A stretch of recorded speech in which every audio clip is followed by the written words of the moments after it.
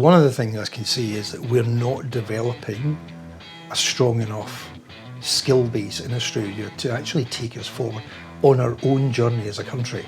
You know, it's all right bringing people into the country, but we need to develop a homegrown capability. Sandy, so good for you to join me here. You're with Cleanaway, but Yep. you're also a huge advocate of skills, what we need in Australia for the workforce, and some of the gaps that are occurring. I was hoping that you could talk me through that. Sure. Look, I've been here. I've lived in Australia more than I've lived in any other country. So, I can tell that you've lived in another country. well, though. that's right. Yeah, it's hard for people to pick up sometimes. My children keep telling people I'm German, which is kind of unusual, but never mind. I'm very passionate about how do we educate not just school children, because I've got two kids at school at the moment, get them interested in how to use technology, but also give them some practical and useful advice. But that to me goes all the way through, you know, people in their teens and their 20s and their 30s and their early 40s.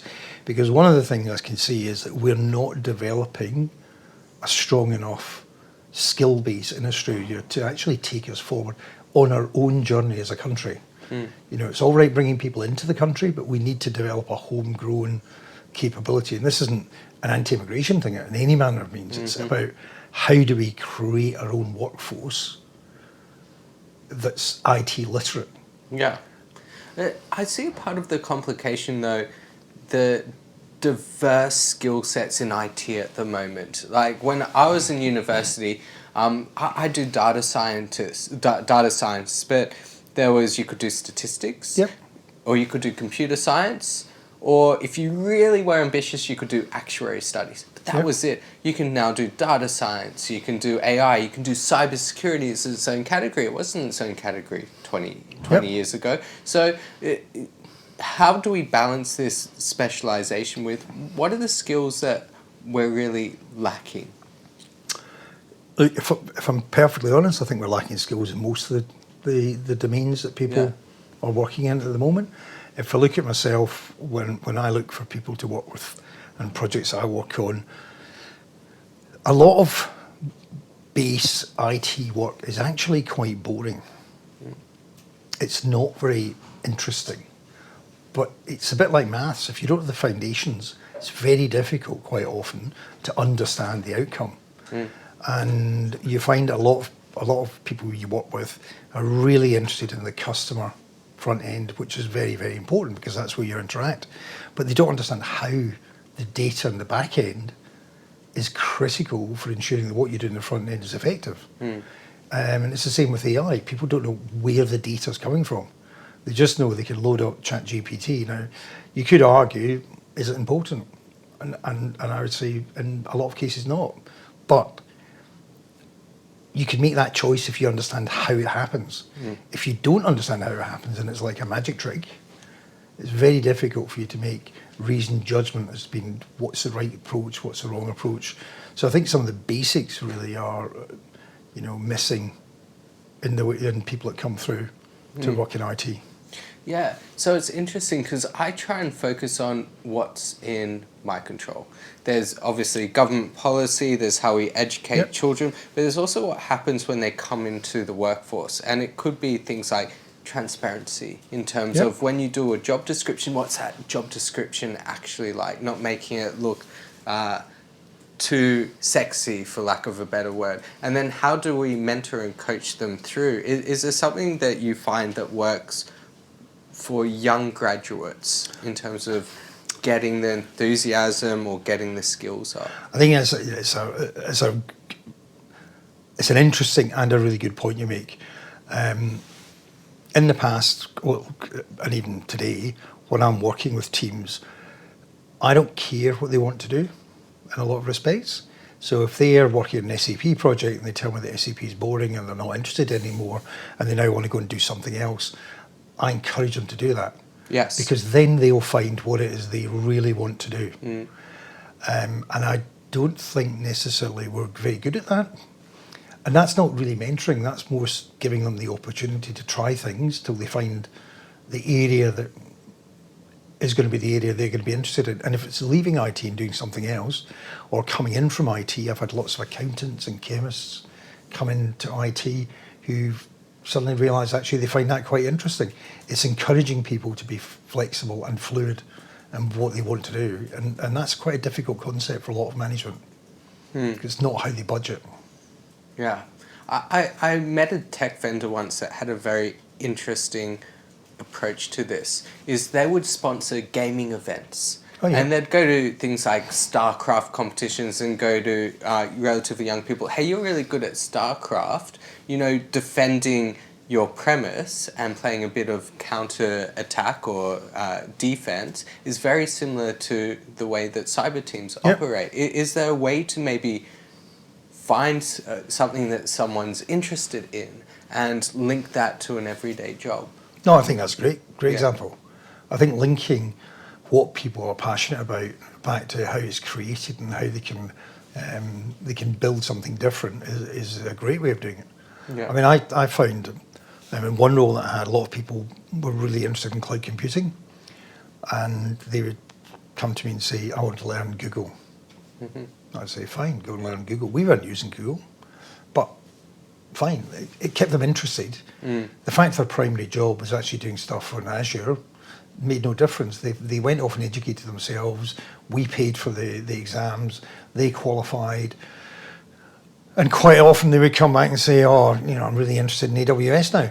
So we ended up with people who were multi-talented across multiple environments, which in the long term gave us much more capability and the ability to change our strategy and take advantage of things that they learned.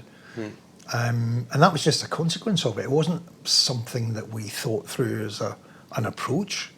It was more about encouraging them, and retention was much higher because they felt they were being allowed to do the things they wanted to do rather than being pigeonholed into a role. Because, I mean, I don't know how long the tenure is and younger people have in jobs these days in IT, but it's Not certainly, long. I don't think it's long. It's 12 months, 2 years, and then they're looking for the next thing. So if we can encourage them to stay and keep the knowledge they learn in a business, but they feel they've got the opportunity to grow, then yep, they will move. But maybe they'll come back. Yeah. I see. I want to get your opinion on this as well. Part of the complexity, look, pre-COVID, and I'm lucky that I had exceptional mentors. Yep. I had access to them in the office, and that dynamic was really important. Being able to talk to them, being able to see how they work, being able to see how people work, maybe in departments or teams that were different to mine as well, and have not necessarily mentors, but access to those great leaders.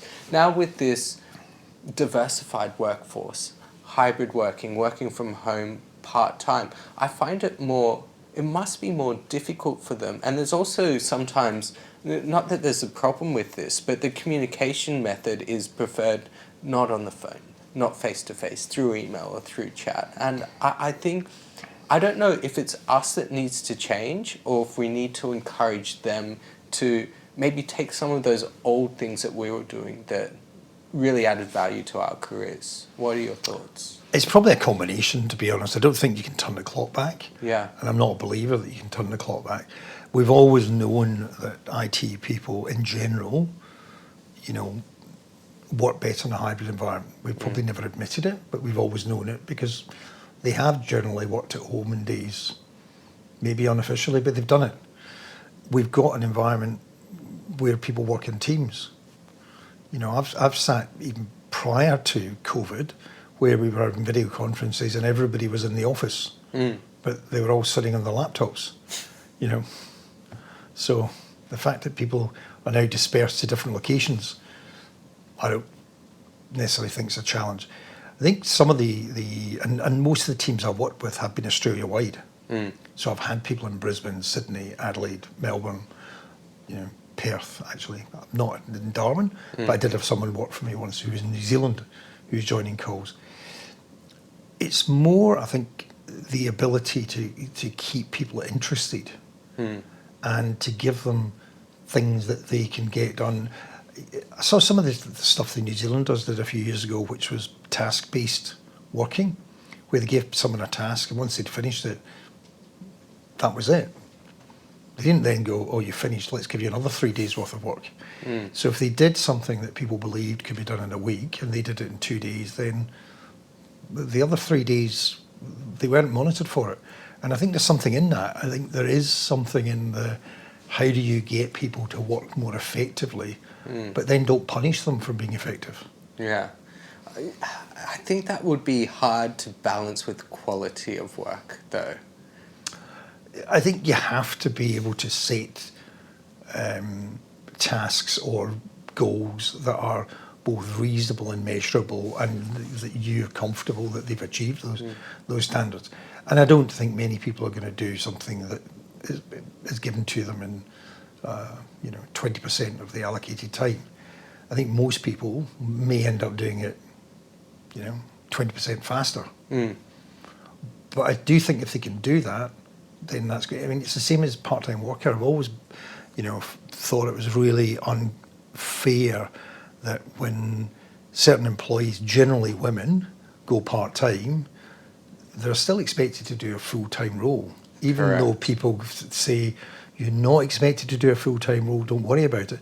But often they're measured against a full-time role. Yeah. And to me, that's very unequal in the way that you're dealing with people. And you're actually penalising them for taking advantage of something you offer as a company. So either don't offer part-time working, so it's not something you do, or if you do it, make sure that you measure it reasonably and your expectations aren't that you're going to put people in under pressure to complete a full-time role in less days. Yeah. So I think we've had this, it's how do we create managers who are capable of seeing that and then changing themselves and helping change their companies to encourage it. And I'm sure a lot of people, if they see this, will say, well, we don't do that. But unfortunately, It's a sad reality. it's a sad reality. Yeah. So what's the one advice that you'd give to a CIO or a senior manager with trying to develop skills with the next generation? Is this one thing that you found that works really well? I've found trying to understand what makes them tick, not trying to get them to comply with what makes you tick, is probably the most important thing that's worked for me. Yeah. So me becoming more flexible, I think is more useful. And I think generally if that's something that managers can embrace, then they're going to be more successful managing the next generation coming through.